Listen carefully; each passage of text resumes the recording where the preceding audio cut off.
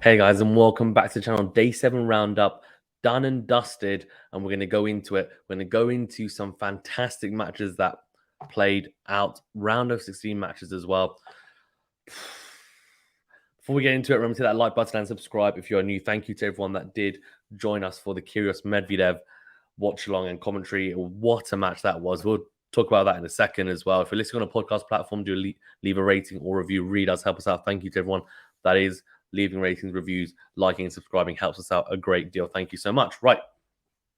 This is going to be our last daily roundup, by the way, because once we hit the quarterfinals, which will be tomorrow, I will then be doing specific previews and post-match analysis for the quarterfinals as well. So it'll be more specific because there's not as many matches.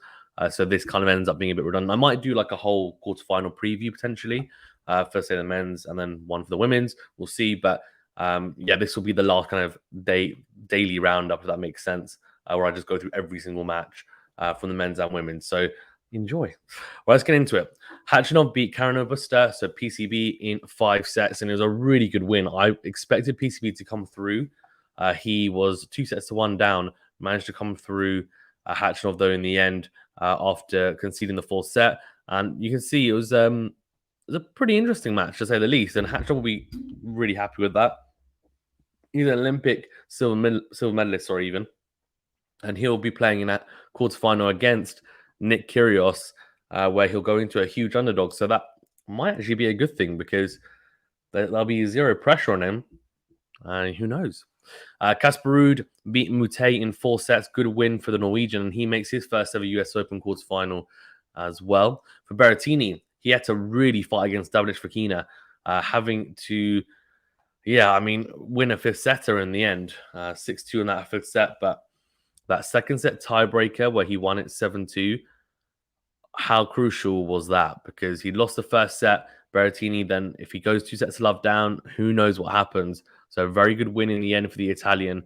David Fokina, very valiant effort from him. Sinner beating Nakashima in 4 sets. That's from yesterday, so we don't need to talk about that. And then if we talk about today, this morning, Medvedev versus Nick Kyrgios. I mean, if you want a really detailed post-match analysis on it, then do check out my video that I've uploaded on the channel, a post-match, technical breakdown. And I was fresh off just watching the whole match and doing commentary for it. So hopefully some good insights into tactically what went on, how it played out. So I won't go into it too much here because, it's all there for you guys to watch. And I don't want to bore you guys if you're just wanting a quick roundup. But in terms of the match, very, very briefly, both served incredibly well. It was one of the matches of the year for me, and one of the best sets I've seen. That 1st set, one of the best sets, one of the best tiebreakers I've seen in a long, long time. It was really impressive. And that 1st set tiebreaker, you almost feel like was the decider.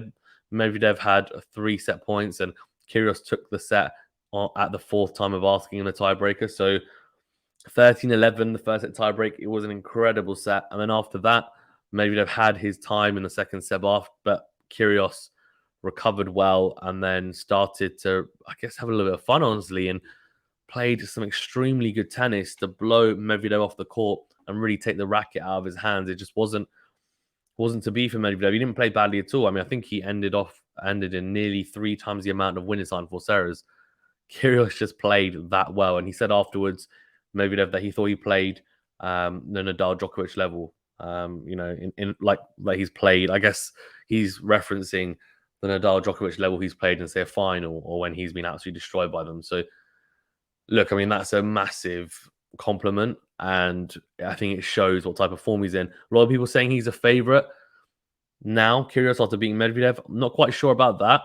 I think it might still be Nadal, but given obviously his status as winning the most Grand Slams, etc. But form-wise, probably looks the best at the US Open, that's for sure. And he's won the most matches since the end of the French Open. So, look, he's playing some incredible tennis. Let's see how he gets on. But he really should be the favorite to make the final because he'll play Khachanov, and then if he beats Khachanov, it'll be the winner of Casper Ruud and Berrettini. Really, we should be seeing him in the final. I guess a lot just depends on his mental aspect, which he did, by the way, show incredible mental fortitude against Medvedev, I have to say. And that has been the biggest shift, I think, in his game. Yes, tactically, yes, fitness-wise, but the mental side of it. And that was great to see. For the women's then, they had some really good matches. I mean, Gauff beat Zhang 7-5, 7-5, a really tight one. Caroline Garcia beating Risk 6-4, 6-1. So those are the two matches, the day matches. And they had quite a few, two night matches. Jabeur beating Kudermetova 7-6, 6-4. And Tomljanovic beating Samsonova 7-6, 6-1. So great win for Tomljanovic, and good to see her winning as well, because she's carried through that form, right, that she had against Serena.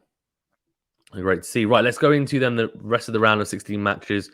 So first for the men's and then the women's. And that will be exciting, because then tomorrow we can do a quarterfinal preview, which is going to be all quarterfinals preview. Might actually release some today, because obviously some already nailed down. Norrie Rublev, I mean, this is a really, really good match. Genuinely, this is a fantastic match. It's a 50-50 in a way, you could say, but I think Norrie probably just a bit too consistent. It really does.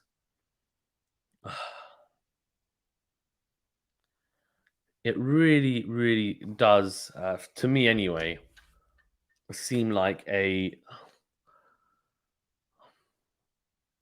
I think for Norrie, is he too consistent for Rublev? And the answer might be yes. I think Rublev's going to struggle in the forehand to backhand exchanges as in Norrie's forehand into his backhand. Not quite sure how that's going to play out, honestly. I would assume that Norrie is going to be... It could be a 5-setter. It really could be. I'm going to go Norrie. Although if Rublev played how he played against Shapovalov, it's going to be a really tough match for Norrie. He could blow him off the court. I'm going to go Norrie in 4 sets.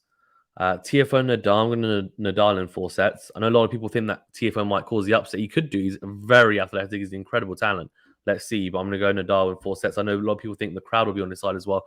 I'm not too sure on that. I think the crowd will be on Nadal's side, but I could be wrong.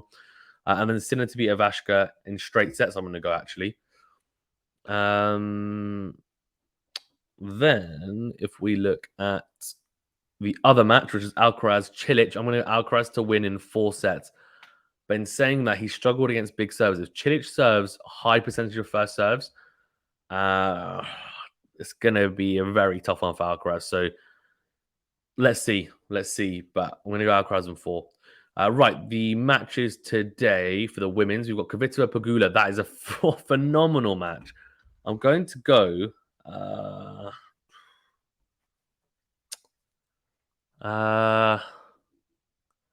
going to go Pegula. She's my eventual winner, so I'm going to have to stick with her. I'm going Pegula. Swiatek to beat Niemia. Azarenka Pliskova is a really good one. I'm going to go Azarenka. I think Pliskova, she's been in some good form. Azarenka might just edge in experience, but you never know. Colin Sabalenka, I mean, this is an absolute cracker. This is just... We're going to see winners, chicken dinners. No, just winners. But incredible. Like Colin Sabalenka, I think it's got 3 sets written all over, honestly. Big question is going to be how Sabalenka serves. If she serves well, I mean, Collins is a very aggressive returner, but I don't think she's going to be able to return that aggressively against Sabalenka. I'm actually going to go Sabalenka in 3 sets. But I'm not sure. But you know what? It's tough because she's going to have the crowd behind her, Collins, as well. But I've just got a feeling. But I could be wrong. We'll see. So those are my predictions. And also, I didn't even do my play of the day. So let's do my play of the day. So I picked one from either the men's or women's side who I thought was a standout. I mean, why am I even looking? It has to be Nick Kyrgios. I mean, what a win over Medvedev. One of the best matches of the year. Such a high level. I've got to give it to him. So he gets my player of the day. Thank you very much, guys, for tuning in. Remember to keep an eye out for my quarterfinal previews. And, of course, we're going to be doing live watch-alongs, trying to do commentary at least 1 match every day, as we have been doing. Thank you so much for your support. Hit the like button, subscribe if you're new, and we'll see you on the next video. Thank you very much.